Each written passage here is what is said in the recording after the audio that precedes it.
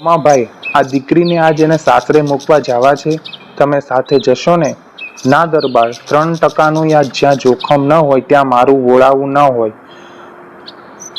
ગેમાનું વોળાવું તો 5-25 હજારના દાગીના હોય એવા ગામતરા જ દીપે. બીજા સાપરડા ઘણા છે. ઢોલીએ સૂતો સૂતો હોકાની ઘૂંટ લેતા લેતા આવો જવાબ દેનાર આ ગેમો પચ્છે ગામનો કરાડિયો રાજપૂત હતો.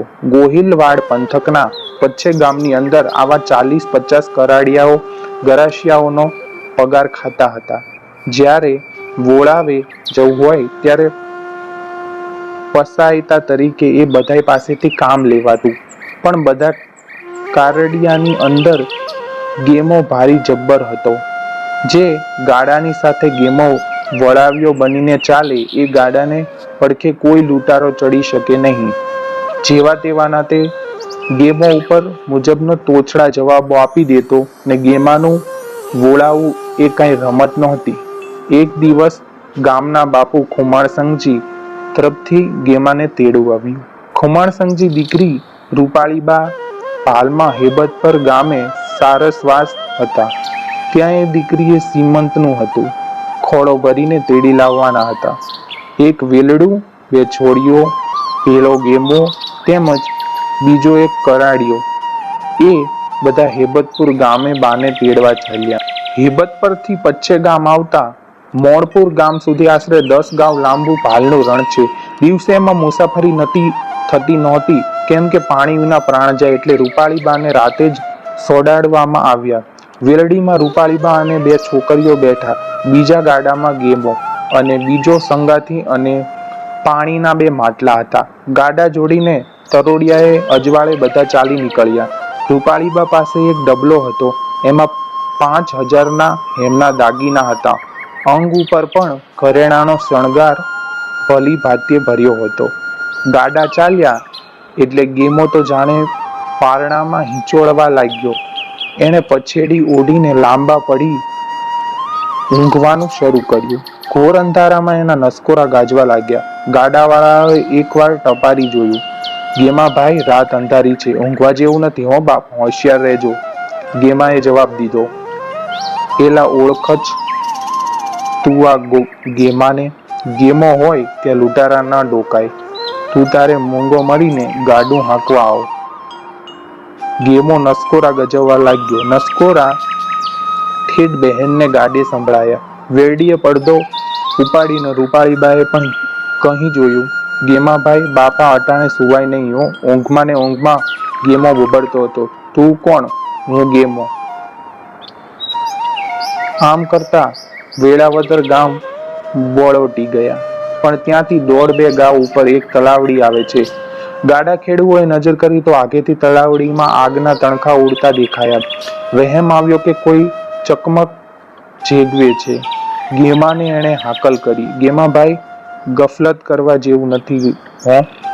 ગેમાને તો એક જ જવાબ આવ્યો, મને ઓળખે છે? હું કોણ? હું ગેમો.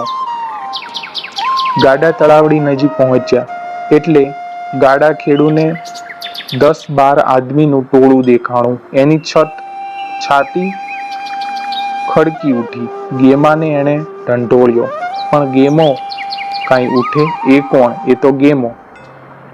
જોત જોતામાં તો અંધારે 12 જણા વેરડું ઘેરીને ઊભા રહ્યા ને પડકાર કર્યો. ગેમો ઝબકીને આંખો ચોળે છે અને હાકલ કરે છે, મને ઓળખે છે? હું કોણ? હું ગેમો.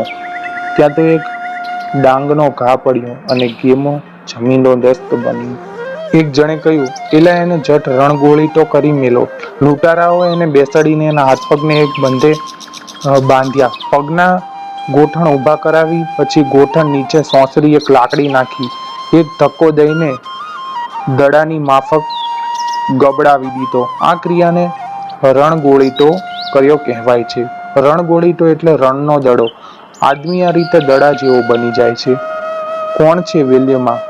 દાગીના ફગાવી દ્યો જટ. લૂંટારાઓએ ત્રાડ દીધી. રૂપાળીબાએ વેરડીમાં પડદા ખોલી નાખ્યા અને બદમાશોએ માંગ્યા મુજબ 5000ના દાગીના ડાબલો આપી દીધો. તરોડિયાના પ્રકાશમાં રૂપાળીબાના અંગ ઉપર સોનું ચળકી ઉઠ્યું. બદમાશો બોલ્યા કે ડીલ ઉપરથી ઘરેણા ઉતારો.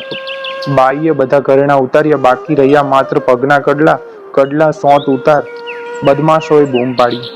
બાઈ વિનવવા લાગ્યા કે ભાઈ, આ નરેડીમાં નક્કર કડલા છે ને, ભીડેલા છે. વળી હું ભર્યે પેટે છું, મારાથી નહીં ઉખડે. અને આટલેથી ખમૈયા કરો મારા વીરા, સફાઈ કર માને જટ કાઢી દે. ત્યારે લ્યો, તમે જ કાઢી લ્યો, એમ કહી રૂપાળીબાઈએ વેલડીમાં બેઠા બેઠા પગ લાંબા કર્યા. પોતાના જંતરડાથી મજબૂત દોરીઓ ભરાવીને સામસામે બે કોળીઓ કડલા ખેંચવા લાગ્યા અને બીજા વાતોમાં રોકાઈ ગયા. એકનું ધ્યાન નહોતું. રૂપાળીબાઈએ ત્રાસી નજર નાખી. બીજું કાંઈ તો ન દેખાયું, પણ ફક્ત ગાડાના આડા દેખ્યા. વિચાર કરવાનો તો ત્યાં વખત નહોતો. કામી લૂંટારાઓ રાજપૂતાણીના શરીરની મસ્કરી કરતા હતા. રૂપાળીબાઈએ એક આડું ખેંચ્યું અને નીચે બેસી કડલા ખોલનારા બે જણની ખોપરી માથે અક્કે ઘા કર્યો.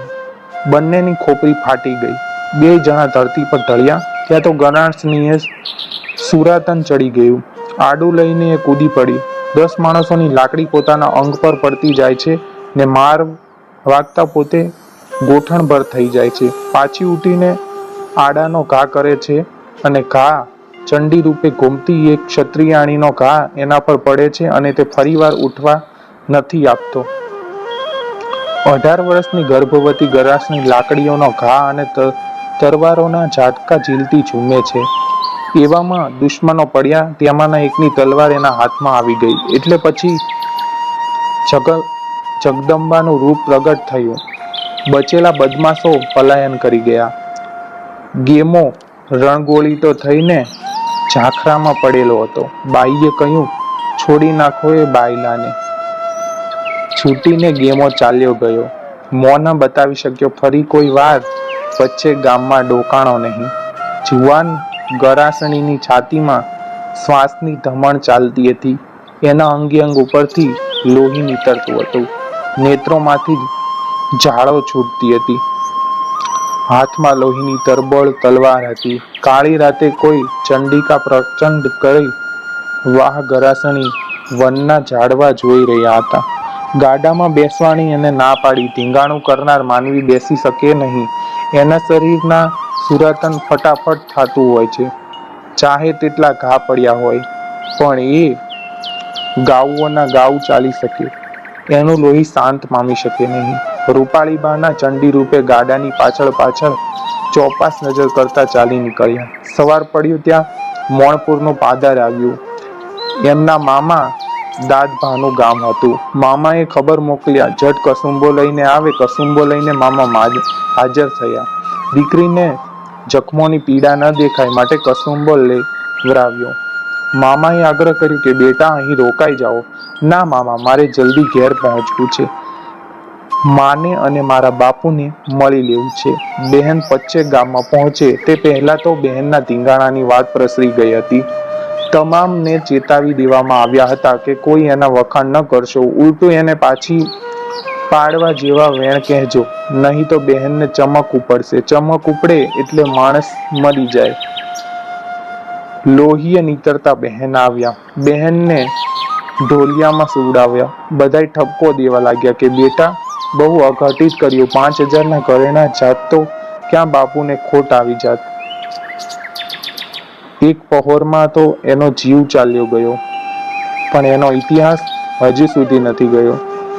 આ વાર્તાના લેખક ઝવેરચંદ મેઘાણી છે અને આ વાર્તા સૌરાષ્ટ્રની રસધારમાં લેવામાં આવી છે.